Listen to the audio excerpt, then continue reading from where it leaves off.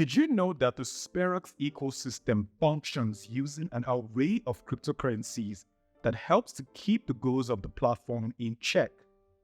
There's the USDS token, the SPAR token, VSPA, and a new token that was introduced in 2023 called XPAR. Each of these tokens have their unique functions and benefits, and in today's video, we're going to discuss all of them. So let's begin. But first, if you haven't heard of Sperax, let me quickly go through what it is for you. Sperax is an Arbitrum-based DeFi protocol that is built with several decentralized apps and tools to help you earn yield on your crypto.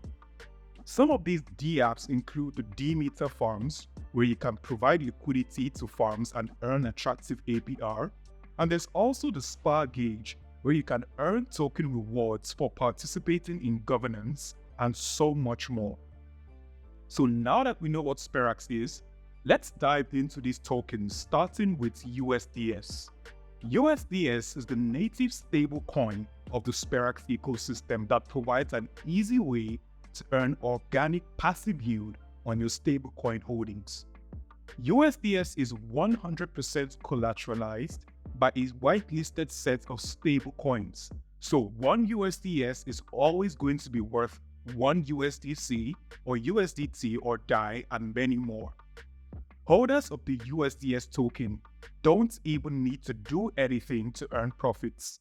Their token balance automatically increases typically every week with no gas costs or staking complications, and holders can expect to earn up to 11% APY on their USDS holdings.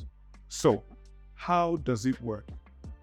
When a user decides to get the USDS token, they can either mint the token or swap it from decentralized exchanges.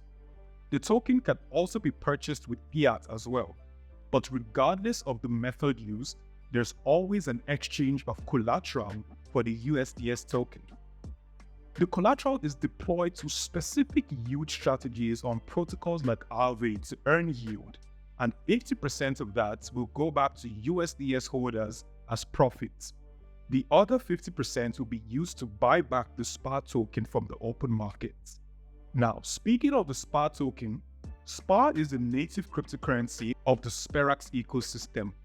It's the token that represents the platform on several centralized exchanges like KuCoin, MEXC, and even on decentralized platforms like Uniswap or Camelot.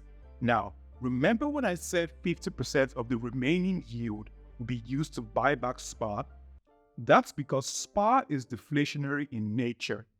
A portion of the SPAR that is bought back will be burned out of circulation, making the token even more scarce and valuable, and this makes SPAR the value accrual token of the ecosystem. But that's not all. SPAR is also the governance token of the Sperax ecosystem.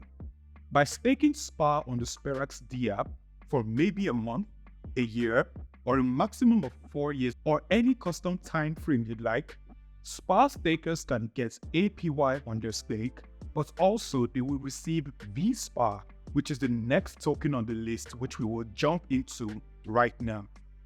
VSPA is simply SPAR in staked form. With VSPA, holders can participate in the governance of the ecosystem, making decisions that will impact the future of the platform and more. VSPA holders also vote on how SPAR emissions are distributed to D-Meter pools that are trading with either the SPAR or USDS token. These emissions help these pools to stay healthy, and to incentivize VSPA holders to vote for them, these pools offer bribes as an incentive, and that serves as extra rewards for VSPA holders. But wait, that's not all. VSPA holders are entitled to so much more rewards. All of the transaction fees generated from the USDS protocol goes to VSPA holders, and out of the 50% yield used to buy back SPAR, 25% of that yield goes to VSPA holders as rewards. Now this year, there were a few changes to the ecosystem to reduce the sell pressure on SPAR token, drive USDS adoption, and drive more interest in VSPA. a new token called XPAR was introduced. XPAR is known as the reward token of the ecosystem and is now used to pay out bribes that are issued to VSPA holders in the SPAR gauge. Staking the XPAR token gives VSPA, which boosts the voting power of holders on SPAR gauge and their staking rewards. The lockup time for XPAR is 180 days, and that helps increase long-term VSPA balances. XPAR can also be redeemed for SPAR tokens and is still able to increase deflationary action on the token as well, and its share is half.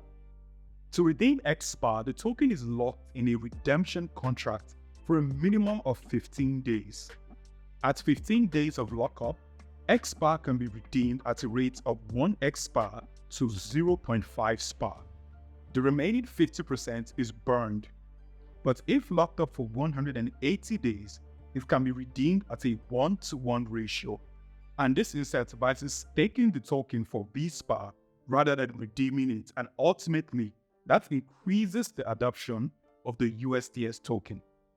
Each of these tokens are in some way intertwined to keep the Sperax ecosystem running in a sustainable manner, which is simply amazing.